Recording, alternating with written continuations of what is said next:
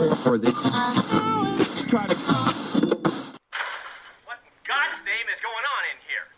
What was that ruckus? What ruckus? I was just in my office and I heard a ruckus. Could you describe the ruckus, sir? Okay, here's what I would have done. Bro, no one cares what you would have done. Actually, everyone cares. Welcome to Let Me Book the Territory, the podcast made for smart marks and nostalgia nerds. Brought to you by the Embrace the Turn Up Podcast Network. And now your hosts, A-Dub, BA, E-Ray, and J-Moe.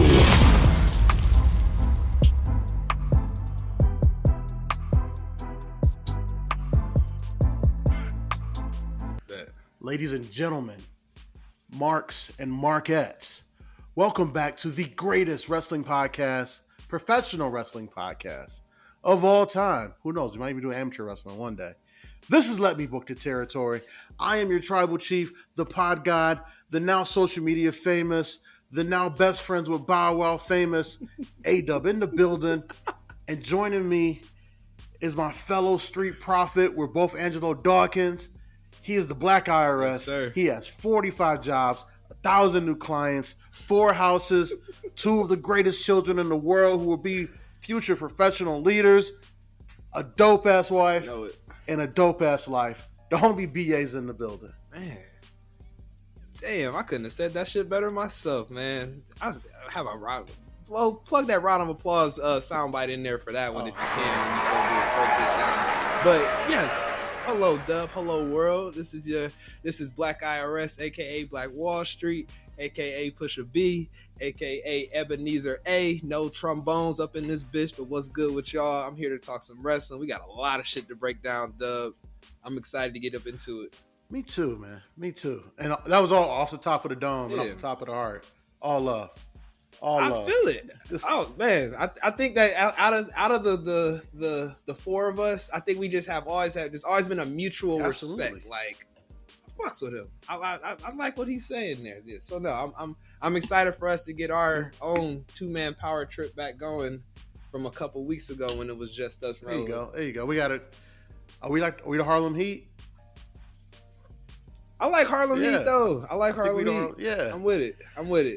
Cause we gonna play 2K. Like, it's no fun in being the same character. I'm not trying to swap out outfits and shit like that. I mean, even though I love A. Dawkins, great talent, but Stevie Ray and Booker T, that checks out. That checks out. Or heel Harlem Heat. Or size wise, are we the Dudleys? I'm with the Dudleys. As a matter of fact, there is a photo out there of BA back in college, or myself and one of my homies, my fellow offensive line brother, Paul Wall is his nickname, dressed up as Bubba Ray and Devon. So this picture exists. It will be added to the chat later. Even BA in college. Big facts. Everything. This is back then. This is like 2008. There's a picture of me holding up the 3Ds, fingers taped up with the glass. It's a great gimmick, man. We sold that shit. Yeah, we was about to put somebody through a pool table that night, but it's all good. Revisionist history. So talk about it in another episode. Yeah, we're gonna talk about that in another episode. Some person's talking about that in therapy right now. Poor guy.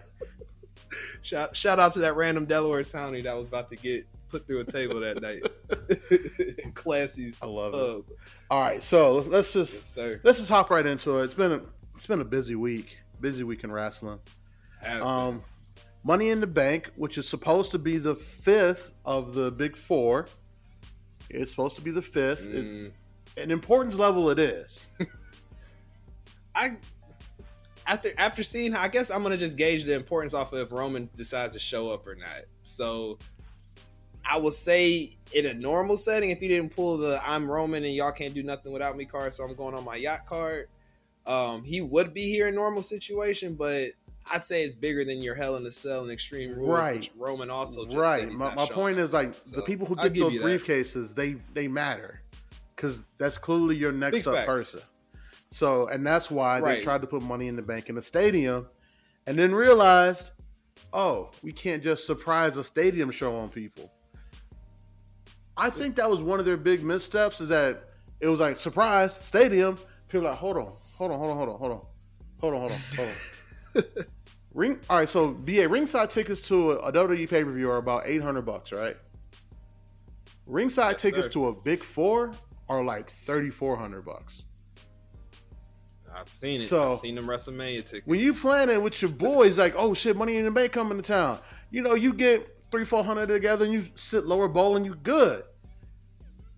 Yeah. Then you find out it's at Allegiant Stadium and you're at 300-400, get you up in the nosebleeds. You like, we not good no more. And then you're like, by that point, you're like, oh shit, niggas done booked flights and shit. Guess we just having a weekend in Vegas. Yeah. Right. Like, it's going to be a situation where you're going to have to tap back into your college days and start figuring out ways, like pull out the cargo shorts to sneak beers in and shit, because you ain't trying to pay $20 for a fucking 16-ounce beer because you know you still got to eat later on after you pay for these couple $1,000 tickets. You searching for the hotel that got the roll-away mattress and the pull-out couch. Ooh. And when you're in your 30s, definitely not on the strip. You can't be doing that. No, there's levels to this shit. You can't be doing that. And when you I'm in my mid 30s now, like there's certain things that I was cool with at age 21, 22 that I would absolutely not do at this stage in my life. So yeah, that being the rollout bed, I can't do it. Right. I can't do it. Now don't get me wrong, a lot of places I do visit, I got people who, like, at the age we're at, BA, have guest rooms. So I'm all about that. Big facts. And yes. I'm not above, passing out on the couch, but if we going somewhere where none of us got people that we're staying at, and we gotta, nah, and we gotta be a little comfortable. We all got to bunk up, nah. Yeah, you can't be slumming it when you ain't got somebody's, like, at least like a safe zone to slum it at with somebody's crib. Like, if I knew somebody in Vegas that would just open it up, like, yeah, man, let's open up and hopefully they keep the stadium show. But they did right, man, by moving it to the, was it called the T-Mobile Arena, or did they change the name already? I think it's the T-Mobile Arena. But I thought it was a solid event. Like, it was. Me too. It far exceeded my expectations. The opening match was the women's ladder match for the Money in the Bank. It had some spots that I don't know if those spots went wrong or they just sold them well, but some of those spots look like they look bad. Shotzi looked terrible, bro. And I know she was mad that she was like, they said that they was making, like, the other wrestlers were making her look bad on some of those spots. But, like, for example, that ladder botch, her trying to run up the ladder, like, come on, man. Like, you know what your capabilities are. You shouldn't be doing that in front of a live crowd if you never did that shit before. Like, come on. I will say, I completely agree. The ending of the match with Liv's ladder falling, her catching the foot on the rope and popping back up. Yeah. That was dope. But that's one of those spots. Yeah. You gotta get it right. Yeah, if she did it, man, that's all they would be talking about. I mean, we all be happy for Liv. We love that she deserves that briefcase and what she got later that evening. But yeah, we'd be laughing at her ass. Botchamania all day. Shout out, great site. But yes, they would. Yeah, it'd be done. Poor Liv.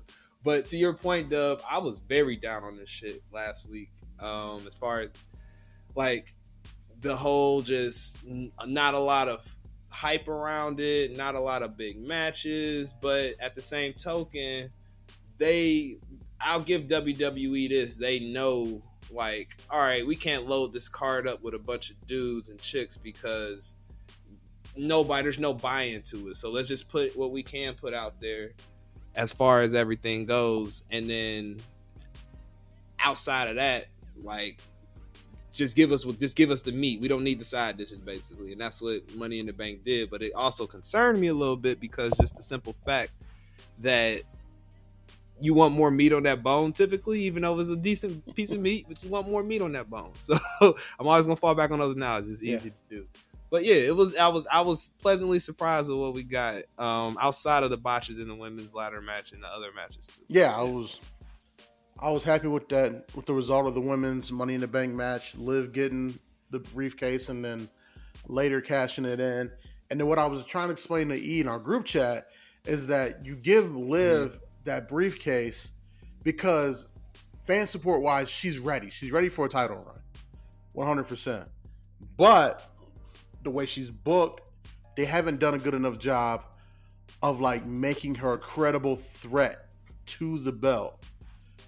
But the problem is, as we all know in wrestling, it takes a while to make someone credible.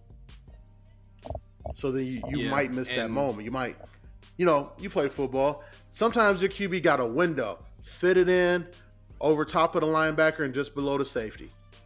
He has half a second of a window. If you don't throw it right there, you miss that window, interception, pick six, whatever.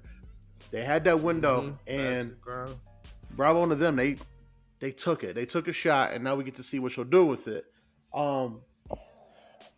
Right. I mean, but to your point though, Dub, I mean, because you said like usually you give people time to get that type of build, and this is what I can't stand typically about the women's ladder match, Money in the Bank ladder matches. They make them cash in like immediately. There's no build. There's no storyline of her kind of hovering it over people's heads like she about to come. She could come at this point or come at this next event or SmackDown or Raw, whatever it may be. They never let, at least since they've been having the match, there's never been really a build. I know last year or 2 years ago when Asuka won it, that was an exception because Becky left. But I don't feel like there's been a build. But it sounds like you're about to correct BA right now. One. So Carmella. Let's hear it. This one escapes my brain. The very first Money in the Bank ladder match winner. She held it for nearly a year. She cashes in the Monday Night Raw after WrestleMania when the Iconics jumped Charlotte Flair in their debut.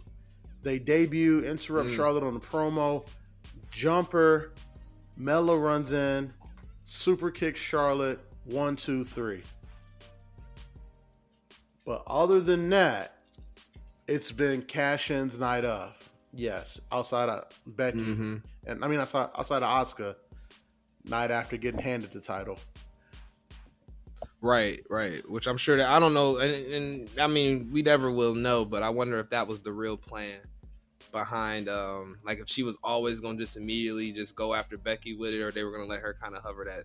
Well, I think they knew Becky was pregnant, so they had to figure out a way to get the belt off of her. And I think once they figured out like who was going to go over in Money in the Bank, it was weird Thunderdome era type stuff. So I don't know if they were using their online analytics at that point since they didn't have a crowd and they figured out that Asuka was over. Because again, if you really go back and watch the Thunderdome, they were letting everybody wrestle. Everybody who could show up to work got matches. Oh, absolutely. That's why we got that great Hurt Business run, and you ain't seen Shelton Benjamin for real since then, or Cedric. We got Theory. So yeah, I mean, yeah.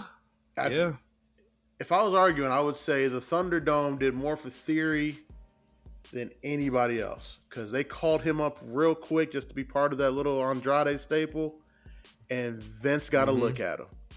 Once Vince got a look at him and said, "Oh, that's the future right there. Here's what you get. You get Theory dropping that U.S. title, the Dipset title to Bobby Lashley.